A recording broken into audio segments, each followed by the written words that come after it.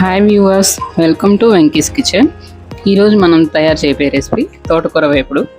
ముందుగా తోటకూర వేపుడు తయారీకి కావాల్సిన పదార్థాలు: ఒక 2 గంటల తోటకూర తీసుకొని ఇలా సన్నగా తరిగి పెట్టుకోవాలండి.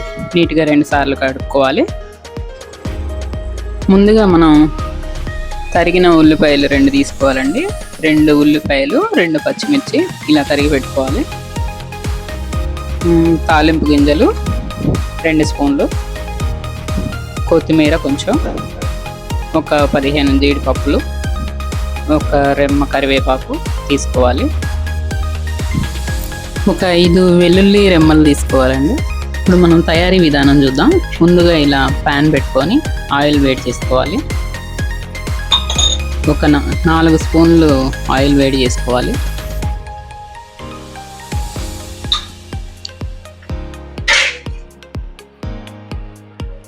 ఆయిల్ వేడెక్కాక ఇలా మనం 2 ఎండుమిర్చి ముక్కలుగా చేసుకొని వేసుకోవాలి. నెక్స్ట్ తాలింపు గింజలు వేసుకోవాలి.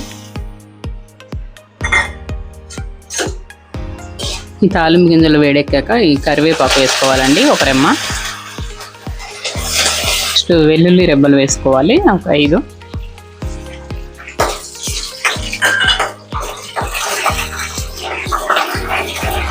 ఇంకొంచెం వేడెక్కాక జీడిపప్పు వేసుకోవాలి. ఈ విధంగా వీడియోలో చూపిస్తున్న విధంగా వేడి చేసుకోవాలి. ఇప్పుడు మనం ముందుగా తరిగి పెట్టుకున్న ఉల్లిపాయలు వేసుకొని వేడి చేసుకోవాలి. ఉల్లిపాయలు బాగా దూరగా ఎరుపు రంగులోకి వచ్చే వరకు వేయించుకోవాలి. చూస్తున్నారు కదా, ఈ విధంగా వేయించుకోవాలండి బాగా. ఇప్పుడు ఒక చిటికెడు పసుపు వేసుకొని, ఒక స్పూన్ పసుపు వేసుకొని ఇలా వేడి చేసుకొని మొత్తం బాగా కలపాలి. ఇప్పుడు రుచికి సరిపడా సాల్ట్ తీసుకోవాలి.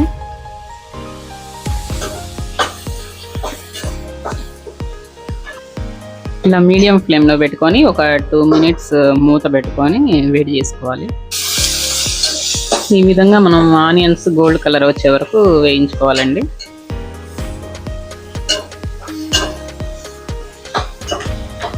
ఇప్పుడు మనం ముందుగా కడిగి పెట్టుకున్న తోటకూరని వేసుకొని బాగా కలుపుకోవాలి.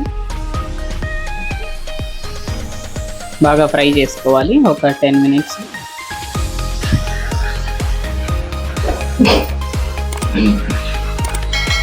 ఈ విధంగా మనం బాగా తోటకూర వేసుకొని కలుపుకొని ఒక 10 మినిట్స్ బాగా మగ్గించాలండి.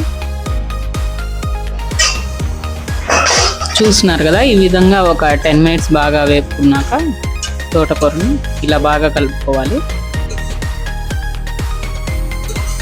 మనం ఇందులో కారం యూజ్ చేయట్లేదండి, ఓన్లీ పచ్చిమిర్చితోనే కారం సరిపోతుంది. ఘాటుగా ఉంటుంది, చాలా టేస్టీగా ఉంటుంది. ఇందులో జీడిపప్పు కూడా వేయడం వల్ల బాగా రుచిగా ఉంటుంది. ఇందులో మనం కొత్తిమీర వేసుకోవాలండి.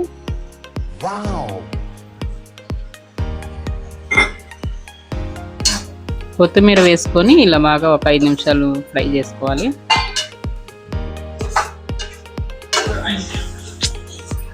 అంతేనండి, చాలా సింపుల్గా తోటకూర వేపుడు అయితే రెడీ అయిపోయింది. ఇప్పుడు మనం సర్వింగ్ బౌల్లోకి తీసుకొని సర్వ్ చేసుకుందాం.